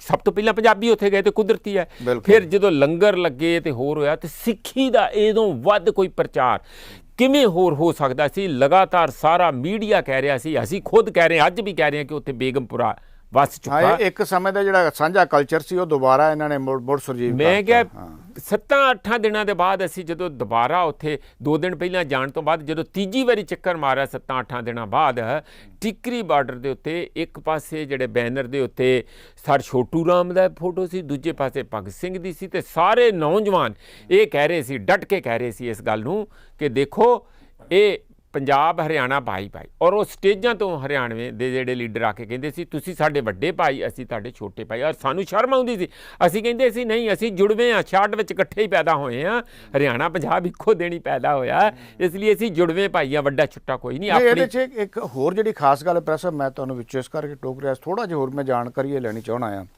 ਵੀ ਜਦੋਂ ਵੀ ਖਾਲਿਸਤਾਨ ਦੇ ਨਾਂ 'ਤੇ ਇਸ ਅੰਦੋਲਨ ਨੂੰ ਬਦਨਾਮ ਕਰਨ ਦਾ ਯਤਨ ਕੀਤਾ ਗਿਆ ਜਾਂ ਪੁੱਠੇ ਪਾਸੇ ਹੋਰ ਪਾਸੇ ਮੋੜਾ ਦੇਣ ਦਾ ਸਰਕਾਰ ਵੱਲੋਂ ਯਤਨ ਕੀਤਾ ਗਿਆ, ਤਾਂ ਟਕੈਤ ਮੀਡੀਆ ਦੇ ਸਾਹਮਣੇ ਆ ਕੇ ਗੱਲ ਕਹਿ ਰਹੇ ਸੀ ਕਿ ਸਿੱਖਾਂ ਨੂੰ ਖਾਲਿਸਤਾਨੀ ਕਹਿ ਕੇ, ਪਾਕਿਸਤਾਨੀ ਕਹਿ ਕੇ ਭੰਡਿਆ ਜਾ ਰਿਹਾ ਜਾਣਬੁੱਝ ਕੇ ਸਰਕਾਰ ਵੱਲੋਂ, ਜਦ ਕਿ ਇਹ ਨਿਰੋਲ ਕਿਸਾਨਾਂ ਦਾ ਅੰਦੋਲਨ ਆ, ਇਹਦਾ ਕਿਸੇ ਧਰਮ ਨਾਲ ਕੋਈ ਸੰਬੰਧ ਨਹੀਂ ਹੈ। ਜਿਹੜੇ ਸਿੱਖ ਸਾਡੇ ਭਾਈ ਬੈਠੇ ਆ ਉਹ ਕਿਸਾਨੀ ਕਰਕੇ ਲੜ ਰਹੇ ਆ। ਦੇਖੋ, 2 ਅਲੱਗ-ਅਲੱਗ ਗੱਲਾਂ ਮਦਨਦੀਪ। ਇੱਕ ਸੀ ਕਿ ਇਸ ਮਾਰਚ ਤੋਂ ਪਹਿਲਾਂ ਸਰਕਾਰ ਨੇ ਇਸ ਸਾਰੀ ਮੂਵਮੈਂਟ 'ਤੇ ਕਈ ਲੇਬਲ ਚਪਕਾਉਣ ਦੀ ਕੋਸ਼ਿਸ਼ ਕੀਤੀ। ਉਹਦੇ 'ਚ ਖਾਲਿਸਤਾਨੀ ਲੇਬਲ, ਸਿੱਖਸ ਫਾਰ ਜਸਟਿਸ ਦਾ, ਗੁਰਪਤਵੰਤ ਪੰਨੂ ਦਾ, ਫਿਰ ਪਾਕਿਸਤਾਨੀ ਚੀਨੀ ਦਾ ਵੀ, ਫਿਰ ਕਾਂਗਰਸ ਦਾ ਵੀ, ਫਿਰ ਕਾਮਰੇਡਾਂ ਦਾ ਵੀ, ਨਕਸਲਾਈਟਾਂ ਦਾ ਵੀ, ਹਰ ਕਈ ਕਿਸਮ ਦੇ ਲੇਬਲ। ਇੱਥੋਂ ਤੱਕ ਕਿ SYL ਦਾ ਮੁੱਦਾ ਵੀ ਹਰਿਆਣੇ ਵਿੱਚ ਪਖਾਉਣ ਦੀ ਕੋਸ਼ਿਸ਼ ਕੀਤੀ ਖੱਟੜ ਵੱਲੋਂ। ਜਦੋਂ ਉਹ ਕੁਛ ਨਹੀਂ ਚੱਲਿਆ ਮਦਨਦੀਪ, ਤੇ ਫਿਰ ਅਸੀਂ ਜੋ ਸਾਡੇ 'ਤੇ ਦੋਸ਼ ਲਾ ਰਹੇ ਸੀ, ਖੁਦ ਉਹਨਾਂ ਨੂੰ ਮਸਾਲਾ ਉਹਨਾਂ ਨੂੰ ਥਾਲੀ 'ਚ ਪਾ ਕੇ ਦੇਤਾ ਕਿ ਅਸੀਂ ਤੇ ਹੈ ਤੇ ਉਹੋ ਹੀ, ਅਸੀਂ ਵੈਸੇ ਅੰਦਰੋਂ ਅੰਦਰੀ ਤੇ ਉਹੋ ਹੀ ਹੈ, ਪਰ ਸ਼ੋਅ ਨਹੀਂ ਸੀ ਕਰ ਰਹੇ। ਇਹ ਨਹੀਂ ਕਿ ਉਹ ਗੱਲ ਗਲਤ ਸੀਗੀ, ਗੱਲ ਇਹ ਹੈ ਕਿ ਕਿਸ ਮੌਕੇ 'ਤੇ ਕਰੂਸ਼ੀਅਲ ਐਨ ਮੌਕੇ ਦੇ ਉੱਤੇ ਜਦੋਂ ਮੂਵਮੈਂਟ ਦੀ ਐਡੀ ਵੱਡੀ ਚੜ੍ਹਤ ਸੀ, ਤੇ ਅਸੀਂ ਇੱਕ ਭਾਵੇਂ ਝੂਠਾ ਹੀ ਸਹੀ ਇੱਕ ਪ੍ਰਚਾਰ ਕਰਨ ਦਾ ਸਰਕਾਰ ਨੂੰ ਬਹੁਤ ਵੱਡਾ ਮੁੱਦਾ ਦੇ ਦਿੱਤਾ। ਉਹਦੇ ਨਾਲ ਕੀ ਜਿਹੜਾ ਸਿੱਖ ਮਿਸ਼ਨਰੀ ਵਰਕ ਉੱਥੇ ਸਾਰਾ ਚੱਲ ਰਿਹਾ ਸੀ ਸਿੱਖੀ ਦਾ, ਕਿ ਸਿੱਖੀ ਅਸਲ ਮਾਨਿਆਂ 'ਚ ਕੀ ਆ ਕਿ ਉਹਦੇ 'ਚ ਜਿਹੜੇ ਰੈਗ ਕਲੈਕਟਰ ਹੈਗੇ ਆ, ਜਿਹੜੇ ਉੱਥੇ ਵਿਚਾਰੇ ਪਲਾਸਟਿਕ ਦੀਆਂ ਬੋਤਲਾਂ ਚੁੱਕ ਕੇ ਗੁਜ਼ਾਰਾ ਕਰ ਰਿਹਾ, ਉਹ ਵੀ ਉੱਥੇ ਕਾਜੂ ਦੀਆਂ ਪਿੰਨੀਆਂ ਖਾ ਰਹੇ ਆ, ਤੇ ਅਲਸੀ ਦੀਆਂ ਪਿੰਨੀਆਂ ਖਾ ਰਹੇ ਆ, ਤੇ ਦੁੱਧ ਘਿਓ ਪੀ ਰਹੇ ਆ, ਤੇ ਲੰਗਰ ਖਾ ਰਹੇ ਆ, ਕੋਲਾਂ ਕੱਢ ਰਹੇ ਆ। ਯਾਨੀ ਕਿੰਨਾ ਸਾਨੂੰ ਚੰਗਾ ਲੱਗਦਾ ਸੀ ਕਿ ਇਹਨਾਂ ਬੱਚਿਆਂ ਲਈ ਤੇ ਸਭ ਤੋਂ ਵੱਡਾ ਜਿਹੜਾ ਜਸ਼ਨ ਹੀ ਇਹ ਆ, ਮੇਲਾ ਹੀ ਇਹ ਆ। ਬਿਲਕੁਲ ਉੱਥੇ ਇਹੋ ਜਿਹਾ ਮਾਹੌਲ ਕਿ ਹਰ ਚੀਜ਼ ਦਾ ਲੰਗਰ ਲੱਗਾ, ਕਿਤਾਬਾਂ ਦਾ, ਜੁੱਤੀਆਂ ਦਾ, ਚੱਪਲਾਂ ਦਾ, ਬਰੱਸ਼ ਦਾ। ਹੁਣ ਤੁਹਾਨੂੰ ਭਵਿੱਖ ਕੀ ਲੱਗਦਾ ਅੰਦੋਲਨ ਦਾ? ਬਸ ਮੇਰਾ ਇਹ ਕਹਿਣ ਦਾ ਮਤਲਬ ਮੇਰਾ ਇਹ ਸੀ ਕਿ ਸਿੱਖੀ ਦਾ ਪ੍ਰਚਾਰ ਮਦਨਦੀਪ ਉਹ ਹੋ ਰਿਹਾ ਸੀ ਉੱਥੇ, ਹੈ ਨਾ, ਤੇ ਹੋਰ ਇਹਦੋਂ ਬਾਅਦ ਕੋਈ ਪ੍ਰਚਾਰ ਹੋਣਾ ਨਹੀਂ ਸੀ। ਉਸ ਪ੍ਰਚਾਰ ਨੂੰ ਅਸੀਂ ਅਚਾਨਕ ਇੱਧਰ ਨੂੰ ਕਰਕੇ ਮੈਂ ਦੀਪ ਸਿੱਧੂ ਦਾ ਬਹੁਤ ਜ਼ਿਆਦਾ ਨੁਕਸਾਨ ਕੀਤਾ। ਹਾਲਤ ਇਹ ਬਣ ਗਈ ਸੀ ਜਿਹੜੀ ਤੁਹਾਡੇ ਕਿਤੇ ਨੋਟਿਸ 'ਚ ਪਤਾ ਨਹੀਂ ਆਈ ਕਿ ਨਹੀਂ ਆਈ, ਹੁਣ ਗੱਲਾਂ ਨਿਕਲ ਕੇ ਆਦੀਆਂ। ਲੋਕ ਪੰਜਾਬੀ ਇਸ ਕਰਕੇ ਭੱਜਣ ਲੱਗ ਪਏ ਕਿ ਹਰਿਆਣਵੀਆਂ ਨੇ ਇੱਕ ਵਾਰੀ ਅੱਖਾਂ ਫੇਰ ਲੀਆਂ ਇੱਕ ਦਿਨ ਲਈ ਕਿ ਇਹ ਤਾਂ ਆਪਸੇ ਉਮੀਦ ਨਹੀਂ ਥੀ, आपने ऐसा क्यों किया, ऐसे आपको तो नहीं करना चाहिए था। ਉਹਨਾਂ ਦਾ ਦਿਲ ਇੰਨਾ ਟੁੱਟ ਗਿਆ ਕਿ ਅਸੀਂ ਇੰਨੇ ਭਰਾ ਕਰਦੇ ਇਹਨਾਂ ਨੂੰ ਥੱਕਦੇ ਨਹੀਂ ਸੀ। ਆਹ ਕੀ ਹੋਇਆ, ਝਟਕਾ ਬਹੁਤ ਲੱਗਾ। ਔਰ ਸਾਡੇ ਬੰਦੇ ਇਸ ਕਰਕੇ ਡਰ ਗਏ ਕਿ ਅਸੀਂ ਤੇ ਹਰਿਆਣੇ ਤੋਂ ਅੱਗੇ ਆ ਕੇ ਬੈਠੇ ਹਾਂ। 84 ਵਾਲਾ ਉਹਨਾਂ ਨੂੰ ਯਾਦ ਆ ਗਿਆ ਇੰਨਾ ਡਰ ਗਏ ਸੀ, ਇੰਨਾ ਭਿਆਨਕ ਅਸੀਂ ਪੰਗਾ ਇਹ ਲੈ ਲਿਆ ਸੀ। ਮੇਰਾ ਖਿਆਲ ਹੈ ਕਿ ਅਜੇ ਵੀ ਸਾਡੇ ਨੌਜਵਾਨਾਂ ਨੂੰ ਇਹ ਸਿੱਖਣਾ ਚਾਹੀਦਾ। ਜਿਹੜਾ ਸਵਾਲ ਤੁਹਾਡਾ ਕਿ 26 ਜਨਵਰੀ, ਮੇਰਾ ਖਿਆਲ ਇਹ ਅਲੱਗ ਕਿਸਮ ਦੇ ਨੌਜਵਾਨ ਹੋਣਗੇ ਜਿਹੜੇ ਉਸ ਮੂਵਮੈਂਟ ਦੇ ਵਿੱਚ ਉਹੀ ਭੂਮਿਕਾ ਨਿਭਾਉਣੀ ਚਾਹੁੰਦੀ ਹੈ ਜਿਹੜਾ ਬਾਕੀ ਜਨ ਅੰਦੋਲਨ ਦੇ ਇਹਦਾ ਅੰਦੋਲਨ ਦਾ ਕੀ ਫਿਊਚਰ ਕੀ ਲੱਗ ਰਿਹਾ ਤੁਹਾਨੂੰ? ਕਿੰਨਾ ਲੰਬਾ ਸਮਾਂ ਚੱਲ ਸਕਦਾ ਹੈ? ਕੀ ਹੋ ਸਕਦਾ ਹੈ ਇਹਦਾ? ਦੇਖੋ, ਜਦੋਂ ਜੰਗ ਚੱਲਦੀ, ਯੁੱਧ ਚੱਲਦਾ ਆ, ਪੈਲਸਟੀਨ ਦਾ ਯੁੱਧ ਕਿੰਨਿਆਂ ਸਾਲਾਂ ਤੋਂ ਚੱਲ ਰਿਹਾ ਸਾਨੂੰ ਪਤਾ, ਇਸੇ ਤਰ੍ਹਾਂ ਹੀ ਵੀਅਤਨਾਮ ਦਾ ਯੁੱਧ ਕਿੰਨੀ ਦੇਰ ਤੇ ਚੱਲਿਆ। ਇਹ ਜੇ ਇੱਕ ਲੈਵਲ ਤੇ ਯੁੱਧ ਆਪਣਾ ਇਹ ਸਿਰਫ 3 ਮੰਗਾਂ ਦਾ, ਤੇ ਚੌਥੀ ਜਿਹੜੀ ਇਹ ਚਾਹੁੰਦੇ ਆ ਕਿ ਸਾਨੂੰ MSP ਦਿੱਤੀ ਜਾਵੇ। ਬਾਕੀ 2 ਜਿਹੜੇ ਕਾਨੂੰਨ ਸੀ ਉਹ ਪਰਾਲੀ ਸਾੜਨ ਵਾਲਾ ਤੇ ਇਰੀਗੇਸ਼ਨ ਦਾ, ਜਿਹੜਾ ਬਿਜਲੀ ਦਾ, ਉਹ ਤੇ ਉਹਨਾਂ ਨੇ ਸਾਰਾ ਦੋਵਾਂ ਨੇ ਵੈਸੇ ਹੀ ਮੰਨ ਲਿਆ ਸੀ ਵੀ ਇਹਦੀ ਸਾਨੂੰ ਕੋਈ ਦਿੱਕਤ ਨਹੀਂ ਲੈ ਕੇ ਆਉਂਦੇ। ਮੁੱਖ ਤੌਰ ਤੇ 3 ਐਕਟ ਤੇ ਚੌਥਾ ਜਿਹੜਾ MSP ਇਹ ਆਪ ਮੰਗ ਰਹੇ ਕਿ ਸਾਨੂੰ ਗਰੰਟੀ ਦਿੱਤੀ ਜਾਏ। ਹੁਣ ਸਵਾਲ ਇਹ ਹੈ ਕਿ ਇਹ ਤਾਂ ਮੰਨ ਜਾਣ, ਉਹ ਕਹਿੰਦੇ ਰਾਹ ਦੇ ਨਹੀਂ ਨਾ ਸਹੇ ਦਾ ਨਹੀਂ ਪਏ ਦਾ, ਹੈ ਨਾ।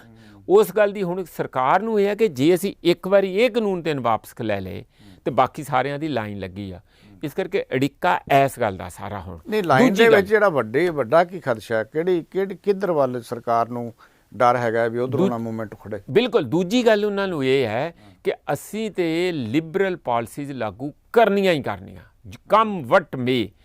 ਉਹ ਅੱਜ ਵੀ ਕਹਿ ਰਹੇ ਆ, ਉਹਨਾਂ ਤੇ ਦਬਾਅ ਆ ਵਿਸ਼ਵ ਬੈਂਕ ਦਾ, ਜਿਹਨੂੰ ਵਰਲਡ ਬੈਂਕ ਕਹਿੰਦੇ ਆ, WTO ਦਾ ਹੈਗਾ ਉਹਨਾਂ ਤੇ ਦਬਾਅ, ਉਹਨਾਂ ਤੇ ਅੰਤਰਰਾਸ਼ਟਰੀ ਮੁਦਰਾ ਕੋਸ਼ ਦਾ ਹੈਗਾ ਆ, IMF ਜਿਹਨੂੰ ਕਹਿੰਦੇ ਆ। ਇਹਨਾਂ ਸਾਰਿਆਂ ਦਾ ਦਬਾਅ ਆ ਕਿਉਂਕਿ ਉਹ ਲਗਾਤਾਰ ਇਹਨਾਂ ਨੂੰ ਕਹਿ ਰਹੇ ਸੀ ਕਿ ਤੁਸੀਂ ਆਪਣਾ MSP ਬੰਦ ਕਰੋ। ਅਮਰੀਕਾ ਨੇ ਆਪਣਾ ਦਬਾਅ ਜ਼ਾਹਰ ਕਰਤਾ ਹੈ ਬਿਲਕੁਲ ਕਿ ਤੁਸੀਂ MSP ਬੰਦ ਕਰੋ, ਤੁਸੀਂ ਆਪਣੇ ਫਾਰਮਰ ਨੂੰ MSP ਦੇ ਕੇ ਸਾਡੇ ਫਾਰਮਰ ਸਾਨੂੰ ਤੰਗ ਕਰਦੇ ਆ, ਸਾਨੂੰ ਆਪਣੇ ਫਾਰਮਰ ਨੂੰ ਜ਼ਿਆਦਾ ਕੰਪਨਸੇਟ ਕਰਨਾ ਪੈਂਦਾ ਕਿਉਂਕਿ ਤੁਹਾਡਾ ਅਨਾਜ ਸਸਤਾ ਹੋ ਜਾਂਦਾ, ਸਾਨੂੰ ਉਹਨਾਂ ਨੂੰ ਮਾਰਕੀਟ ਦੇ ਵਿੱਚ ਕੰਪੀਟੀਟਿਵ ਬਣਾਉਣੀ। ਅਮਰੀਕਾ ਦੇ ਨਵੇਂ ਰਾਸ਼ਟਰਪਤੀ ਨੇ ਜਿਹੜੀ ਉਹ ਡਬਲ ਸੋਚ, ਜਿਹੜੇ ਉਹ ਮੈਸੇਜ ਵਾਲਾ ਇੱਕ ਸੰਦੇਸ਼ ਦਿੱਤਾ ਹੈ ਨਾ।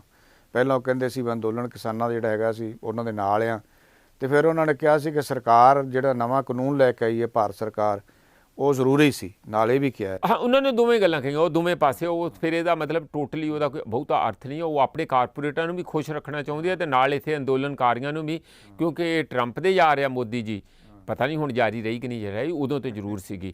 ਤੇ ਕਿਉਂਕਿ ਟਰੰਪ ਦੇ ਜਾ ਰਿਹਾ ਤੇ ਕੁਦਰਤੀ ਉਹ ਇਹਨੂੰ ਮੋਦੀ ਨੂੰ ਵੀ ਮੈਸੇਜ ਦੇਣਾ ਚਾਹੁੰਦੇ ਸੀ ਵੀ ਬਹੁਤੀਆਂ ਬਾਹਰ ਜਾ ਕੇ ਦੂਜਿਆਂ ਦੇਸ਼ ਦੇ ਰਾਸ਼ਟਰਪਤੀਆਂ ਨੂੰ ਜੱਫੀਆਂ ਨਹੀਂ ਪਾਈਦੀਆਂ। ਇੱਕ ਹੋਰ ਬੜੀ ਮਹੱਤਵਪੂਰਨ ਗੱਲ ਸਾਹਮਣੇ ਆਈ ਹੈ, ਉਹ ਇਹ ਆ ਵੀ ਨੀਤੀ ਆਯੋਗ ਦੀ ਇੱਕ ਵੀਡੀਓ ਕਾਨਫਰੰਸ ਹੈਗੀ ਸੀ ਵੱਖ-ਵੱਖ ਸਾਰੇ ਰਾਜਾਂ ਨਾਲ ਤਕਰੀਬਨ। ਉਹਦੇ ਵਿੱਚ ਜਿਹੜਾ ਮਾਮਲਾ ਉੱਠਿਆ ਇਹ ਸੀ ਕਿ ਨੀਤੀ ਆਯੋਗ ਨੇ ਜਿਹੜਾ ਖੇਤੀ ਕਾਨੂੰਨ ਆ ਇਹਦੇ ਬਾਰੇ ਖੁੱਲ੍ਹ ਕੇ ਰਾਜਾਂ ਨਾਲ ਗੱਲ ਨਹੀਂ ਕੀਤੀ, ਔਰ ਬਾਅਦ ਵਿੱਚ ਇਹ ਭਾਂਡਾ ਫੋੜਿਆ ਕੈਪਟਨ ਅਮਰਿੰਦਰ ਸਿੰਘ ਮੁੱਖ ਮੰਤਰੀ ਪੰਜਾਬ ਨੇ, ਬਕਾਇਦਾ ਮੀਡੀਆ ਦੇ ਸਾਹਮਣੇ ਆਏ ਔਰ ਉਹਨਾਂ ਨੇ ਕਿਹਾ ਕਿ ਨੀਤੀ ਆਯੋਗ ਦੀ ਜਿਹੜੀ ਮੀਟਿੰਗ ਸੀ ਇਹਦੇ ਵਿੱਚ ਚਲਾਕੀ ਨਾਲ ਪੇਸ਼ ਆਇਆ ਗਿਆ ਆ। ਇੱਕ ਪਾਸੇ ਜਦੋਂ ਨੀਤੀ ਆਯੋਗ ਦੇ ਜਿਹੜੇ ਵਾਈਸ ਚੇਅਰਮੈਨ ਹੈ ਰਾਜੀਵ ਕੁਮਾਰ, ਉਹਨਾਂ ਦੇ ਭਾਸ਼ਣ ਵਿੱਚ ਜ਼ਿਕਰ ਹੈਗਾ ਆ ਕਿਸਾਨ ਅੰਦੋਲਨ ਦਾ ਵੀ ਜ਼ਿਕਰ ਹੈਗਾ ਔਰ ਇਹਦਾ ਬਿੱਲਾਂ ਦਾ ਵੀ ਹੈ, ਕਾਨੂੰਨ ਦਾ ਵੀ ਹੈ, ਪਰ ਮੀਟਿੰਗ ਦੇ ਵਿੱਚ ਇਹ ਗੱਲ ਜਿਹੜੀ ਹੈ ਖੁੱਲ੍ਹ ਕੇ ਵਿਚਾਰੀ ਨਹੀਂ ਗਈ। ਇਹ ਕਿਉਂ ਇਸ ਤਰ੍ਹਾਂ ਦੀ ਨੀਤੀ ਅਖਤਿਆਰ ਕੀਤੀ ਗਈ ਹੈ? ਨਹੀਂ, ਉਹ ਤੇ ਇਹ ਸੀਗਾ ਕਿ ਦੇਖੋ ਉਹਨਾਂ ਨੂੰ ਲੱਗਦਾ ਸੀ ਵੀ ਇਹ ਫਾਰਮੈਲਿਟੀ ਕਰ ਲਓ ਤੇ ਆਪਾਂ ਕਾਰਵਾਈ 'ਚ ਪਾ ਛੱਡਾਂਗੇ ਕਿ ਇਹਦੀ ਜੀ ਗੱਲ ਹੋ ਗਈ ਆ। ਨਹੀਂ, ਕਿਤੇ ਇਹਦੇ 'ਚ ਡਰ ਤਾਂ ਨਹੀਂ ਹੈਗਾ ਉਹਨਾਂ ਨੂੰ? ਕਿਉਂਕਿ ਨੀਤੀ ਆਯੋਗ ਦੀ ਮੀਟਿੰਗ ਦੇ ਵਿੱਚ ਕਾਨੂੰਨ ਜਿਹੜਾ ਪੇਸ਼ ਕਰਨਾ, ਇਹਦਾ ਮਤਲਬ ਇਹ ਹੈ ਕਿ ਸਰਕਾਰ ਨੇ ਉਹਨੂੰ ਬਿਲਕੁਲ ਫਾਈਨਲ ਕਰ ਲਿਆ ਹੋਇਆ ਹੈ ਔਰ ਸਰਕਾਰ ਨੇ ਸੰਦੇਸ਼ ਦੇ ਦਿੱਤਾ ਹੈ ਕਿ ਸਾਡੇ ਅਮਲ ਦਾ ਹਿੱਸਾ ਹੈ ਹੁਣ ਅੱਗੇ ਜਾ ਕੇ, ਇਸ ਕਰਕੇ ਅਸੀਂ ਇਹਦੇ 'ਤੇ ਕੋਈ ਗੱਲ ਨਹੀਂ ਕਰਨੀ। ਇਸ ਕਰਕੇ ਛੁਪਾਇਆ ਗਿਆ, ਪਰ ਉਹਦੇ ਵਿੱਚ ਉਹਨੂੰ ਸ਼ਾਮਲ ਵੀ ਕੀਤਾ ਗਿਆ। ਹਾਂ, ਇਹੀ ਮੈਂ ਵੀ ਗੱਲ ਕਹਿਣੀ ਚਾਹੁੰਦਾ ਹਾਂ ਕਿ ਅਸਲ 'ਚ ਨੀਤੀ ਆਯੋਗ ਜਦੋਂ ਦਾ ਵੀ ਪਲੈਨਿੰਗ ਕਮਿਸ਼ਨ ਭੰਗ ਕਰਕੇ ਇਹਨਾਂ ਨੇ ਨੀਤੀ ਆਯੋਗ ਬਣਾਇਆ, ਉਹ ਤੇ ਬਾਅਦ ਨੀਤੀ ਆਯੋਗ ਬਣ ਚੁੱਕਾ ਕਿਉਂਕਿ ਉਹ ਇੱਕ ਮਾਊਥ ਪੀਸ ਆ, ਉਹਨਾਂ ਮਿਨਿਸਟਰੀਆਂ ਦੀ ਐਕਸਟੈਂਸ਼ਨ ਹੈ, ਉਹਨਾਂ ਨੂੰ ਐਡਵਾਈਜ਼ ਨਹੀਂ ਹੈ, ਐਕਸਪਰਟਸ ਦੀ ਇੱਕ ਕੋਈ ਫੋਰਮ ਨਹੀਂ ਹੈ ਕਿ ਜਿੱਥੇ ਇੰਡੀਪੈਂਡੈਂਟ ਗੌਰਮੈਂਟ ਤੋਂ ਹੋ ਕੇ ਉਹ ਕੋਈ ਐਕਸਪਰਟੀਜ਼ ਆਪਣੇ ਦੇ ਨਾਲ ਸਰਕਾਰ ਨੂੰ ਗਾਈਡ ਕਰ ਰਹੇ। ਇਸ ਤਰ੍ਹਾਂ ਦਾ ਜਿਵੇਂ ਤੁਹਾਡਾ ਇਕਨੋਮਿਕ ਐਡਵਾਈਜ਼ਰ ਹੁੰਦਾ ਜਾਂ ਸਿਕਿਉਰਿਟੀ ਐਡਵਾਈਜ਼ਰ ਹੁੰਦਾ, ਉਹ ਇਸ ਕਿਸਮ ਦਾ ਰੋਲ ਨਹੀਂ। ਜਦ ਕਿ ਇਹੀ ਇਹਨਾਂ ਦਾ ਪਲੈਨਿੰਗ ਦਾ ਜਿਹੜਾ ਪਹਿਲੇ ਕਮਿਸ਼ਨ ਦਾ ਇਹੀ ਸੀ ਕਿ ਉਹ ਸਾਰੇ ਐਕਸਪਰਟਾਂ ਨੂੰ ਮਿਲ ਕੇ ਇੱਕ ਸਰਕਾਰ ਦੀ ਨੀਤੀ ਨੂੰ ਤੈਅ ਕਰਦੇ ਸੀ ਤੇ ਉਹਨਾਂ ਨੂੰ ਦੱਸਦੇ ਕਿ ਤੁਹਾਨੂੰ ਇੰਝ ਚੱਲਣਾ ਚਾਹੀਦਾ, ਤੇ ਉਸਦੀ ਇੱਕ ਬੜੀ ਅਹਿਮ ਭੂਮਿਕਾ ਹੁੰਦੀ। ਮਤਲਬ ਨੀਤੀਆਂ ਦਾ ਹਿੱਸਾ ਬਣਾਉਣਾ ਇਸ ਕਾਨੂੰਨ ਨੂੰ ਨੀਤੀ ਆਯੋਗ ਵੱਲੋਂ ਔਰ ਦੱਸਣਾ ਨਾ। ਬਿਲਕੁਲ ਇਸੇ ਤਰ੍ਹਾਂ ਹੀ ਹੈਗਾ। ਉਹ ਪਹਿਲਾਂ ਹੀ ਫੈਸਲਾ ਹੋ ਚੁੱਕਦਾ ਹੈ। ਉਹਨਾਂ ਦਾ ਤੇ ਕੰਮ ਆ ਕਿ ਜੋ ਮੋਦੀ ਜੀ ਜਾਂ ਅਮਿਤ ਸ਼ਾਹ ਜੀ ਉਹਨਾਂ ਨੂੰ ਇੰਸਟਰਕਸ਼ਨਾਂ ਦਿੰਦੇ ਆ, ਜੇ ਸਿੱਧੇ ਦੇ ਦੇਣ ਤਾਂ ਵੀ ਜਾਂ ਅਮਿਤ ਸ਼ਾਹ ਦੇ ਰਾਹੀਂ ਦੇ ਦੇਣ ਤਾਂ ਵੀ, ਉਹ 7 ਬਚਨ ਹੁੰਦਾ, ਬਾਕੀ ਜਿਹੜੇ ਬੰਦੇ ਜੋੜੇ ਜਾਂਦੇ ਉਹ ਸਾਰੇ ਨਾਲ। ਮੈਂ ਤੁਹਾਡੇ ਤੋਂ ਜਾਣਨਾ ਚਾਹੁੰਦਾ ਛੁਪਾਇਆ ਕਿਉਂ ਗਿਆ, ਖੁੱਲ੍ਹ ਕੇ ਕਿਉਂ ਨਹੀਂ ਇਹਨੂੰ ਰੱਖਿਆ ਗਿਆ ਸਾਹਮਣੇ? ਨਹੀਂ, ਮੈਨੂੰ ਇਸ ਗੱਲ ਦਾ ਕੋਈ ਬਹੁਤਾ ਮਦਨਦੀਪ ਜੀ ਅੰਦਾਜ਼ਾ ਨਹੀਂ ਹੈਗਾ ਕਿ ਕਿਉਂ ਰੱਖਿਆ ਗਿਆ। ਮੈਨੂੰ ਤੇ ਇਸੇ ਕਰਕੇ ਲੱਗਦਾ ਹੈਗਾ, ਜੇ ਮੈਨੂੰ ਪੁੱਛੋ ਤੇ, ਕਿ ਇਹ ਐਉਂ ਲੱਗੇ ਵੀ ਕਿ ਮੀਟਿੰਗ ਦਾ ਹਿੱਸਾ ਹੋ ਗਿਆ ਔਰ ਨਾਲ ਇਹ ਅਪਰੂਵ ਹੋ ਗਿਆ ਸਾਰੇ ਚੀਫ ਮਿਨਿਸਟਰਾਂ ਤੋਂ ਵੀ, ਕਿਉਂਕਿ ਉਹ ਮੀਟਿੰਗ ਦੀ ਪ੍ਰੋਸੀਡਿੰਗ ਦੇ ਵਿੱਚ ਆ। ਅਤੇ ਨਾਲ ਹੀ ਵੀ ਜਿਹੜੀ ਇਹਨਾਂ ਦੀ ਸ਼ਿਕਾਇਤ ਹੈ ਚੀਫ ਮਿਨਿਸਟਰਾਂ ਦੀ, ਜਾਂ ਖਾਸ ਕਰ ਆਪਣੇ ਕੈਪਟਨ ਸਾਹਿਬ ਨੇ ਜਿਹੜਾ ਜੱਗ ਜ਼ਾਹਰ ਕੀਤਾ ਪ੍ਰੈਸ ਕਾਨਫਰੰਸ ਰਾਹੀਂ ਕਿ ਸਾਡੇ ਉਹਦੇ ਵਿੱਚ ਸਾਡੇ ਨਾਲ ਤਾਂ ਕੋਈ ਗੱਲ ਉਹਨਾਂ ਨੇ ਕੀਤੀ ਨਹੀਂ, ਤੇ ਜਿਹੜਾ ਪ੍ਰਿੰਟਡ ਬਾਅਦ 'ਚ ਆਇਆ ਇੰਜ ਲੱਗਾ। ਫਿਰ ਇਸ ਕਰਕੇ ਨਹੀਂ, ਉਹਨਾਂ ਨੇ ਬਕਾਇਦਾ ਤੌਰ 'ਤੇ ਮੁੱਖ ਮੰਤਰੀ ਅਮਰਿੰਦਰ ਸਿੰਘ ਨੇ ਇਤਰਾਜ਼ ਜਤਾਇਆ ਆ ਕਿ ਜੇ ਉਹ ਨੀਤੀ ਆਯੋਗ ਦਾ ਜਿਨ੍ਹਾਂ ਨੀਤੀਆਂ ਦੇ ਉੱਤੇ ਡਿਸਕਸ਼ਨ ਕੀਤੀ ਗਈ ਹੈ, ਜੋ ਉਸ ਖਰੜੇ ਦਾ ਹਿੱਸਾ ਸੀ ਕਾਨੂੰਨ, ਤਾਂ ਉਹਨੂੰ ਖੁੱਲ੍ਹ ਕੇ ਸਾਡੇ ਸਾਹਮਣੇ ਕਿਉਂ ਰੱਖਿਆ ਗਿਆ, ਉਹਨੂੰ ਛੁਪਾਇਆ ਕਿਉਂ ਗਿਆ? ਬਿਲਕੁਲ ਛੁਪਾਇਆ ਜ਼ਾਰਾ ਤੌਰ 'ਤੇ ਇਸ ਕਰਕੇ ਗਿਆ ਆ ਵੀ ਇਹਦਾ ਰੌਲਾ ਨਾ ਪਏ, ਕਿਉਂਕਿ ਸਰਕਾਰ ਵਾਰ-ਵਾਰ ਕਹਿ ਰਹੀ ਨਾ ਕਿ ਅਸੀਂ ਇਸ ਕਾਨੂੰਨ ਦੇ ਉੱਤੇ ਕਿਸਾਨਾਂ ਨਾਲ ਗੱਲਬਾਤ ਕਰਨ ਲਈ ਤਿਆਰ ਹੈਗੇ ਹਾਂ। ਪਰ ਦੂਜੇ ਪਾਸੇ ਜੇ ਨੀਤੀ ਆਯੋਗ ਦੇ ਵਿੱਚ ਜਦੋਂ ਲਿਆ ਕੇ ਤੁਸੀਂ ਰੱਖਦੇ ਹੈ ਤਾਂ ਨੀਤੀਆਂ ਦਾ ਹਿੱਸਾ ਬਣਾਉਣੇ ਸਰਕਾਰ ਦਾ, ਇਹਦਾ ਮਤਲਬ ਤੁਸੀਂ ਤਿਆਰ ਨਹੀਂ ਹੈਗੇ, ਤੇ ਸਰਕਾਰ ਰੌਲਾ ਵੀ ਨਹੀਂ ਪਾਉਣਾ ਚਾਹੁੰਦੀ ਸੀ ਔਰ ਉਹਨੂੰ ਆਪਣੀਆਂ ਨੀਤੀਆਂ ਦਾ ਹਿੱਸਾ ਵੀ ਬਣਾ ਲਿਆ ਖਰੜੇ। ਬਿਲਕੁਲ ਠੀਕ ਹੈ। ਲੋਕਾਂ ਦੀ ਅੱਖਾਂ ਮੋਟੇ ਤੌਰ ਤੇ ਕੋਈ ਅੱਖੀਂ ਘੱਟਾ ਪਾਉਣ ਵਾਲੀ ਗੱਲ ਹੈ, ਚੀਫ ਮਿਨਿਸਟਰਾਂ ਦੇ ਵੀ, ਪਬਲਿਕ ਦੇ ਵੀ। ਸਰਕਾਰ ਨੇ ਜੋ ਕਰਨਾ ਸੀ ਉਹ ਕਰੀ ਜਾਂਦੇ। ਮੈਂ ਤੇ ਇਸੇ ਗੱਲ ਦੇ ਉੱਤੇ ਮਤਲਬ ਨਹੀਂ, ਪਰ ਇਹਨੂੰ ਖੁੱਲ੍ਹ ਕੇ ਵਿਚਾਰਨਾ ਨਹੀਂ ਬਣਦਾ ਸਾਡੀ ਸਰਕਾਰ ਦਾ ਵੀ, ਕਿਸਾਨਾਂ ਦਾ ਵੀ, ਕਿ ਇਹ ਚਲਾਕੀ ਜਿਹੜੀ ਹੈਗੀ ਹੈ ਇਹਦੇ ਮਤਲਬ ਕੀ, ਇਹਦੇ ਸਿੱਟੇ ਕੀ ਨਿਕਲ ਸਕਦੇ ਆ? ਨਹੀਂ, ਮੈਂ ਤੇ ਕਹਿਣਾ ਹੈ ਕਿ ਤੁਸੀਂ ਬਾਕੀ ਕਿਹੜੀ ਚੀਜ਼ ਖੁੱਲ੍ਹ ਕੇ ਵਿਚਾਰੀ ਹੈ। ਹੁਣ ਕਾਨੂੰਨਨ 17 ਦਸੰਬਰ 2018 ਨੂੰ ਯੂਨਾਈਟਿਡ ਨੇਸ਼ਨ ਦੀ ਜਨਰਲ ਅਸੈਂਬਲੀ 'ਚ ਪਾਸ ਹੋਇਆ, ਜਿਹਦੇ ਕਿ ਇੰਡੀਆ ਵੀ ਸਿਗਨੇਚਰੀ ਹੈ ਕਿ ਜੇ ਤੁਸੀਂ ਕਿਸਾਨਾਂ ਦੇ ਉੱਤੇ ਕੋਈ ਵੀ ਕਾਨੂੰਨ ਲੈ ਕੇ ਆਉਣਾ ਜਿਹੜਾ ਉਹਨਾਂ ਦੇ ਮੁੱਢਲੀਆਂ ਜਿਹੜੀਆਂ ਸਾਰੀਆਂ ਸਹੂਲਤਾਂ ਨੂੰ, ਸੁੱਖ ਸਹੂਲਤਾਂ ਨੂੰ ਅਫੈਕਟ ਕਰੂਗਾ, ਭਾਵੇਂ ਉਹ ਜ਼ਮੀਨ ਆ ਜਾਂ ਕ੍ਰੋਪਿੰਗ ਪੈਟਰਨ ਆ ਜਾਂ ਕੋਈ ਹੋਰ ਚੀਜ਼ ਆ ਜਾਂ ਟੈਕਸ ਲਾਉਣ ਦੀ ਕੋਈ ਗੱਲ ਹੈਗੀ ਆ, ਤਾਂ ਤੁਸੀਂ ਉਹਨਾਂ ਦੀ ਬਿਨਾਂ ਸਹਿਮਤੀ ਤੋਂ ਤੁਸੀਂ ਉਹੋ ਜਿਹੇ ਕਾਨੂੰਨ ਨਹੀਂ ਲੈ ਕੇ ਆਓਗੇ। ਆ ਫਿਰ ਲਿਆਂਦੇ, ਕਿਸੇ ਨੂੰ ਪੁੱਛਿਆ, ਮੋਹਿਆਂ ਨੂੰ ਪੁੱਛਿਆ। ਇਸ ਲਈ ਉਹ ਤੇ ਪੁੱਛਦੇ ਆ ਤਿੰਨਾਂ ਚੌਵਾਂ ਬੰਦਿਆਂ ਨੂੰ, ਜਿਹੜੇ ਉਹਨਾਂ ਦੇ ਨੇੜੇ ਦੇ ਚਹੇਤੇ ਕਾਰਪੋਰੇਟ ਆ। ਅਸਲ 'ਚ ਮਾਨਿਆ 'ਚ ਮੈਨੂੰ ਤੇ ਇਹ ਸ਼ੱਕ ਲੱਗਦਾ, ਨੀਤੀ ਯੋਗ ਛੱਡੋ ਤੁਸੀਂ, ਹੁਣ ਕੀ ਹੋ ਰਿਹਾ ਕਿ ਉਹ ਕਾਰਪੋਰੇਟਾਂ ਦੇ ਜਿਹੜੇ ਐਕਸਪਰਟ ਆ ਉਹ ਸਾਰੀ ਚੀਜ਼ ਬਣਾ ਕੇ ਮੋਦੀ ਜੀ ਨੂੰ ਦੇਂਦੇ ਆ। ਮੋਦੀ ਜੀ ਅੱਖਾਂ ਬੰਦ ਕਰਕੇ ਉੱਤੇ ਦਸਤਖਤ ਕਰ ਦਿੰਦੇ। ਮੈਂ ਕਿਉਂ ਕਹਿਣਾ, ਪਿੱਛੇ ਇਹਨਾਂ ਨੇ ਇਹ ਪਾਸ ਕਰ ਦਿੱਤਾ ਕਿ ਹੁਣ ਜਿਹੜੇ ਜੁਆਇੰਟ ਸੈਕਟਰੀ ਪਤਾ ਨਹੀਂ ਜੁਆਇੰਟ ਸੈਕਟਰੀ ਲੈਵਲ ਦੇ ਜਿਹੜੇ ਮਿਨਿਸਟਰੀਆਂ ਦੇ ਵਿੱਚ ਬੰਦੇ ਹੋਣਗੇ ਐ ਟੌਪ ਦੇ, ਉਹਨਾਂ ਦਾ ਜ਼ਰੂਰੀ ਨਹੀਂ ਉਹ IAS UPS ਦੇ ਸਾਰੇ UPSC ਦੇ ਸਿਲੈਕਸ਼ਨ ਦੇ ਥਰੂ ਆਉਣ ਜਾਂ ਐਗਜ਼ਾਮ ਦੇ ਕੇ ਆਉਣ। ਕਿਸੇ ਨੂੰ ਵੀ ਸਰਕਾਰ ਸਮਝੇ ਕਿ ਇਹ ਬਹੁਤ ਐਕਸਪਰਟ ਆ ਤਾਂ ਉਹਨੂੰ ਉਹ ਕੋਆਪਟ ਕਰਕੇ ਉੱਥੇ ਲਾ ਦੇਣਗੇ। ਉਹਨੂੰ ਕਹਿੰਦੇ ਲੇਟਰਲ ਐਂਟਰੀ, ਜਿਹਦੇ 'ਚ ਕੋਈ ਰਿਜ਼ਰਵੇਸ਼ਨ ਵੀ ਨਹੀਂ ਲਾਗੂ ਹੋਊਗੀ। ਅਤੇ ਜਦੋਂ ਇਹ ਕੁਝ ਤੁਹਾਡੇ ਸਾਹਮਣੇ ਚੱਲ ਰਿਹਾ, ਅਤੇ ਉਹ ਬੰਦੇ ਜਿਹੜੇ ਲਿਆਉਣਗੇ ਉਹ ਕਿੱਥੋਂ ਲਿਆਉਣੇ ਆ? ਉਹ ਹੋਣਗੇ ਚਾਰਟਰਡ ਅਕਾਊਂਟੈਂਟ, ਉਹ ਹੋਣਗੇ ਫਾਈਨੈਂਸ਼ੀਅਲ ਐਡਵਾਈਜ਼ਰ ਜਿਹੜੇ ਕਾਰਪੋਰੇਟਾਂ ਦੇ ਆ, ਜਿਹੜੇ ਉਹਨਾਂ ਦੀਆਂ ਮੈਨੇਜਮੈਂਟਾਂ 'ਚ ਕੰਮ ਕਰਦੇ ਆ। ਉਹ ਕਹਿਣਗੇ ਜੀ ਸਾਨੂੰ ਦਿਓ ਐਤਕੀ ਇਲੈਕਸ਼ਨ ਲੜਨ ਲਈ 5000 ਕਰੋੜ ਰੁਪਈਆ ਚਾਹੀਦਾ, ਬੜਾ ਹੱਥ ਤੰਗ ਆ। ਉਹ ਕਹਿਣਗੇ ਜੀ ਆਹ ਚੱਕੋ, ਆ 4 ਬੰਦੇ ਸਾਡੇ ਫਲਾਨੀ ਮਿਨਿਸਟਰੀ 'ਚ ਵਾੜ ਦਿਓ। ਅੱਗੇ ਵੀ ਮੇਰਾ ਕਿਹਾ 18-19 ਬੰਦੇ ਕੀਤੇ ਆ, ਹੁਣ 30 ਬੰਦੇ ਹੋਰ ਜਿਹੜੇ ਉਹਨਾਂ ਨੇ ਕਰਨੇ ਆ। ਇਸ ਕਰਕੇ ਡਾਇਰੈਕਟਲੀ ਕਹੋ ਜਾਂ ਇਨਡਾਇਰੈਕਟਲੀ ਕਹੋ, ਹੁਣ ਜਿਹੜੀਆਂ ਨੀਤੀਆਂ ਵੀ ਅਗਲੀਆਂ ਹੋਣਗੀਆਂ ਉਹ ਨੀਤੀ ਆਯੋਗ ਕਿਸੇ ਨੇ ਨਹੀਂ ਬਣਾਉਣੇ। ਹਾਂ, ਬੰਦੇ ਜਿਹੜੇ ਵਿੱਚ ਵਾੜਨੇ ਆ ਮਿਨਿਸਟਰੀਆਂ ਦੇ, ਉਹਨਾਂ ਨੇ ਬਹਿ ਕੇ ਖਾਕਾ ਤਿਆਰ ਕਰਕੇ ਦੇ ਦਿਆ ਕਰਨਾ, ਕਿਉਂਕਿ ਉਹਨਾਂ ਨੂੰ ਰਾਈਟ ਦੇ ਦਿੱਤਾ, ਤੁਹਾਨੂੰ ਸਿੱਧਾ ਐਂਟਰੀ ਕਰਨ ਦਾ ਰਾਈਟ ਦੇ ਦਿੱਤਾ। ਅਤੇ ਇੱਕ ਪਾਸੇ ਤੁਸੀਂ ਦਲਿਤ ਜਿਹੜੇ ਉਹਨਾਂ ਨੇ ਸਮੁਦਾਇ ਨੇ, ਉਹਨਾਂ ਨੂੰ ਰਿਜ਼ਰਵੇਸ਼ਨ ਦਾ ਬੈਨੀਫਿਟ ਹੋਣਾ ਸੀ ਅਤੇ ਉਹਨਾਂ ਨੇ ਪਾਵਰ ਦੇ ਵਿੱਚ ਸ਼ੇਅਰ ਕਰਨਾ ਸੀਗਾ, ਉਹਨਾਂ ਨੂੰ ਬਾਹਰ ਕੱਢਤਾ। ਜਿਹੜੀ ਕਿ ਤੁਹਾਨੂੰ ਪਤਾ ਹਿੰਦੂ ਰਾਸ਼ਟਰ ਦਾ ਮੇਨ ਏਜੰਡਾ ਹੈ ਹੀ ਹੈ ਕਿ ਇੱਥੇ ਤੁਸੀਂ ਦੁਬਾਰਾ ਉਹਨਾਂ ਲੋਕਾਂ ਦੀ, ਚੰਦ ਕੁ ਲੋਕਾਂ ਦਾ ਹੋਲਡ ਉੱਤੇ ਕੁੰਡਾ ਕਿਵੇਂ ਮਜ਼ਬੂਤ ਕਰਨਾ, ਸਾਰੀ ਜਨਤਾ ਨੂੰ, ਕਿਸਾਨਾਂ ਨੂੰ, ਮਜ਼ਦੂਰਾਂ ਨੂੰ, ਦਲਿਤਾਂ ਨੂੰ, ਔਰਤਾਂ ਨੂੰ ਬਾਹਰ ਕਰਕੇ। ਇੱਕ ਤਾਂ ਉਹ ਹੁੰਦਾ ਆ, ਦੂਸਰਾ ਉਹਨਾਂ ਦੇ ਆਪਣੇ ਤੌਰ 'ਤੇ ਜੋ ਰਾਜਨੀਤੀ ਉਸ ਨੂੰ ਕਾਮਯਾਬ ਕਰਨ ਦੇ ਵਿੱਚ ਉਹਨਾਂ ਨੂੰ ਇਹ ਲੱਗਦਾ ਕਿ ਇਹ ਵਧੀਆ ਤਰੀਕਾ ਹੈਗਾ। ਇਸ ਲਈ ਜਿਹੜਾ ਹੁਣ ਹੋ ਰਿਹਾ ਆ, ਇਹ ਕਾਫੀ ਛੋਟੀਆਂ ਗੱਲਾਂ ਤੁਸੀਂ ਛੱਡ ਦਿਓ ਨੀਤੀ ਯੋਗ ਦਾ, ਉਹ ਤਾਂ ਸਾਰਾ ਸਿਸਟਮ ਨੂੰ ਹੀ ਇੰਜ ਉਹਨਾਂ ਨੇ ਢਾਲ ਲਿਆ ਕਿ ਹਰ ਚੀਜ਼ ਨੂੰ ਹੀ ਉਹਨਾਂ ਦੇ ਜਿਹੜੇ ਆਕਾ ਹੈਗੇ ਆ, ਸਾਡੇ ਪ੍ਰਧਾਨ ਮੰਤਰੀ ਜਾਂ ਸਾਡੀ ਸਰਕਾਰ ਦੇ, ਉਹ ਆਕਾ ਜਿਹੜੇ ਕਾਰਪੋਰੇਟ, ਉਹਨਾਂ ਦੀ ਅੱਖ ਕਿਵੇਂ ਚਮਕਦੀ ਆ ਉਹਨਾਂ ਨੂੰ ਦੇਖ ਕੇ ਬਾਕੀ ਸਾਰੀ ਜਗ੍ਹਾ ਵਰਤਾਰਾ ਸਿਸਟਮ ਦਾ, ਇੰਸਟੀਟਿਊਸ਼ਨ ਦਾ, ਭਾਵੇਂ ਇਲੈਕਸ਼ਨ ਕਮਿਸ਼ਨ ਹੋਵੇ, ਭਾਵੇਂ ਤੁਹਾਡੀਆਂ ਇਨਵੈਸਟੀਗੇਸ਼ਨ ਏਜੰਸੀਆਂ ਹੋਣ, ਐਨਫੋਰਸਮੈਂਟ ਡਾਇਰੈਕਟ ਹੋਵੇ, ਈਵਨ ਕੋਰਟਾਂ ਤੱਕ ਪ੍ਰਭਾਵਿਤ ਕਰਨ ਦਾ ਸਿਲਸਿਲਾ ਚੱਲਿਆ ਹੋਇਆ। ਤੁਸੀਂ ਕਹਿ ਰਹੇ ਕਿ UNO ਨੇ ਵੀ ਇਹ ਵਿਚਾਰਿਆ ਇਸ ਮੁੱਦੇ ਦੇ ਉੱਤੇ ਔਰ ਕੁਛ ਡਾਇਰੈਕਸ਼ਨਸ ਵੀ ਦਿੱਤੀਆਂ ਸਾਡੀ ਸਰਕਾਰ ਨੂੰ, ਪਰ ਦੂਜੇ ਪਾਸੇ UNO 'ਚ ਮਸਲਾ ਜਾਣ ਤੋਂ ਬਾਅਦ ਵੀ ਜਿਹੜਾ ਮੋਦੀ ਸਾਹਿਬ ਦਾ ਜਿਹੜਾ ਸੰਬੋਧਨ ਸੀ ਜਿਹੜਾ ਰਾਜ ਸਭਾ ਦੇ ਵਿੱਚ, ਉਹਦੇ ਵਿੱਚ ਉਹਨਾਂ ਨੇ ਬਕਾਇਦਾ ਤੌਰ 'ਤੇ ਕਿਸਾਨਾਂ ਨੂੰ ਜਿਹੜਾ ਇਹ ਕਿਹਾ ਆ ਕਿ ਤੁਸੀਂ 84 ਯਾਦ ਕਰੋ, ਤੁਸੀਂ 47 ਯਾਦ ਕਰੋ। ਇਸ ਤਰ੍ਹਾਂ ਦੇ ਗੱਲਾਂ, ਇੱਕ ਪਾਸੇ ਇਸ ਤਰ੍ਹਾਂ ਦੇ ਗੱਲਾਂ ਕਰ ਰਹੇ ਆ, ਮੈਨੂੰ ਇਹ ਨਹੀਂ ਸਮਝ ਆਈ ਕਿ ਉਹ ਕਿਹਨੂੰ ਡਰਾਉਣਾ ਚਾਹੁੰਦੇ ਆ 84 ਦੇ ਨਾਂ 'ਤੇ, ਔਰ ਦੂਜੇ ਪਾਸੇ ਜਿਹੜਾ ਹੈਗਾ UN ਦਾ ਕੀ ਅਸਰ ਹੋਇਆ ਉਹਨਾਂ ਦੇ ਉੱਪਰ? ਦੇਖੋ ਮਦਨਦੀਪ ਜੀ, ਇਹ ਦੋ ਗੱਲਾਂ ਅਲੱਗ-ਅਲੱਗ ਆ। ਇੱਕ ਤਾਂ ਤੁਹਾਨੂੰ ਪਤਾ ਕਿ ਐਂਟੋਨੀਓ ਗੁਟੇਰੇਸ ਜਿਹੜੇ ਹੈਗੇ ਆ, ਉਹਨਾਂ ਨੇ ਆਲਰੇਡੀ ਸਰਕਾਰ ਦੇ ਵਿਰੁੱਧ ਬਿਆਨ ਦਿੱਤਾ ਸੀ ਕਿ ਤੁਸੀਂ ਕਿਸਾਨਾਂ ਦੇ ਨਾਲ ਧੱਕਾ ਨਾ ਕਰੋ, ਕਿਸਾਨਾਂ ਦੀ ਸੁਣੋ, ਕਿਉਂਕਿ ਉਹਨਾਂ ਨੂੰ ਪਤਾ ਕਿ ਇਹਨਾਂ ਨੇ ਉਹਨਾਂ ਦੀ ਨਾਲ ਵਾਇਲੇਟ ਕੀਤਾ, ਉਹਨਾਂ ਦੇ ਅਧਿਕਾਰਾਂ ਨੂੰ, ਹੈ ਨਾ, ਉਲੰਘਣਾ ਕੀਤੀ ਹੈ। ਇਸ ਕਰਕੇ ਉਹ ਹੱਕ 'ਚ ਬੋਲੇ ਸੀ। ਹੋਰ ਸਾਰੇ ਬੋਲੇ ਆ, ਜਾਣੀ ਇੰਗਲੈਂਡ ਤੋਂ ਲੈ ਕੇ ਸਾਰੇ ਬਾਕੀ ਦੇਸ਼ਾਂ ਦੇ ਵਿੱਚ।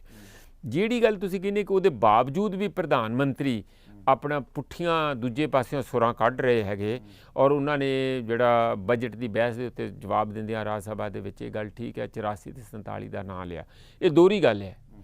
ਇੱਕ ਤਾਂ ਪੰਜਾਬੀਆਂ ਨੂੰ ਇਹ ਗੱਲ ਦਾ ਦੱਸਣ ਦਾ, ਜਾਂ ਇੱਥੇ ਦੇ ਪੰਜਾਬੀ ਹਿੰਦੂਆਂ ਨੂੰ ਚੇਤਾ ਕਰਾਉਣ ਦਾ ਕਿ ਚੇਤਾ ਨਾ ਭੁੱਲਿਓ, ਇਹ ਜਿਹੜੇ ਐਜੀਟੇਸ਼ਨ ਕਰਨ ਆਏ ਆ, ਤੁਸੀਂ ਕਿਤੇ ਇਹਨਾਂ ਦੇ ਨਾਲ ਨਾ ਜੁੜ ਕੇ ਬਹਿ ਜਾਓ, ਤੁਸੀਂ ਸਾਡੇ ਆ, ਅਸੀਂ ਤੁਹਾਨੂੰ ਬਚਾਉਣਾ।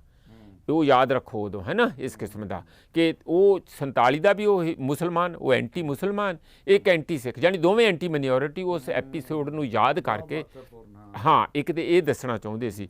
ਦੂਸਰਾ ਮੇਰਾ ਖਿਆਲ ਦੂਜਾ ਨਿਸ਼ਾਨਾ ਸਾਈਮਲਟੇਨੀਅਸਲੀ ਉਹ ਕਾਂਗਰਸ 'ਤੇ ਵੀ ਲਾ ਰਹੇ ਸੀ, ਇਹ ਕਹਿ ਕੇ ਕਿ ਕਾਂਗਰਸ ਨੇ ਜੇ ਚੰਗੇ ਤਰੀਕੇ ਨਾਲ ਉਦੋਂ ਆਜ਼ਾਦੀ ਨੂੰ ਮੈਨੇਜ ਨਹੀਂ ਕੀਤਾ, ਦੇਸ਼ ਨੂੰ ਅਲੱਗ ਲੱਥਲਾ ਕਰਾ ਦਿੱਤਾ, ਕਿਉਂਕਿ ਆਪ ਤੇ ਅੰਗਰੇਜ਼ਾਂ ਨਾਲ ਰਲੇ ਸੀ।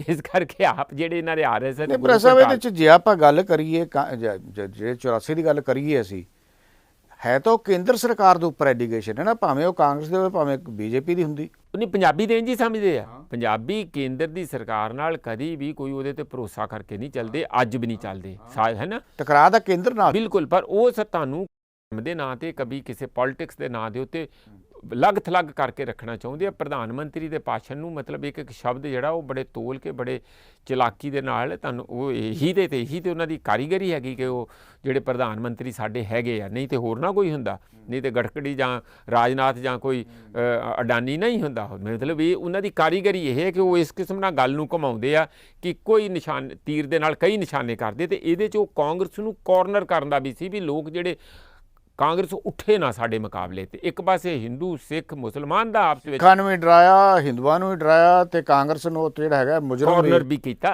ਹਾਂ ਬਿਲਕੁਲ, ਕਿ ਇਹ ਜ਼ਿੰਮੇਵਾਰ ਆ, ਉਹ ਸਾਰੀ ਵੱਢ ਟੁੱਕਦੇ, ਇਹਨਾਂ ਦੇ ਵੱਲ ਨਾ ਦੇਖਿਓ। ਤੇ ਇਸ ਲਈ ਉਸ ਕਿਸਮ ਦਾ ਉਹਨਾਂ ਦਾ ਉਹ ਸਾਰਾ ਵਿੱਚ ਮੈਂਸ਼ਨ ਕਰਨ ਦਾ ਆਈਡੀਆ ਸੀ। ਹਾਂਜੀ, ਪਰ ਇਹ ਜਿਹੜਾ ਭਾਸ਼ਣ ਸੀ ਪ੍ਰਧਾਨ ਮੰਤਰੀ ਦਾ, ਇਹਦੇ ਤੋਂ ਅੱਗੇ ਤੁਹਾਨੂੰ ਕੀ ਲੱਗਦਾ ਪੰਜਾਬ ਦਾ ਜਿਹੜਾ ਅੱਗੇ ਜਾ ਕੇ ਜੋ ਕੇਂਦਰ ਦੇ ਨਾਲ ਜਿਹੜੇ ਸੰਬੰਧ ਹੈ, ਉਹ ਕਿਸ ਤਰ੍ਹਾਂ ਦੇ ਤੁਹਾਨੂੰ ਨਜ਼ਰ ਆ ਰਹੇ ਆ?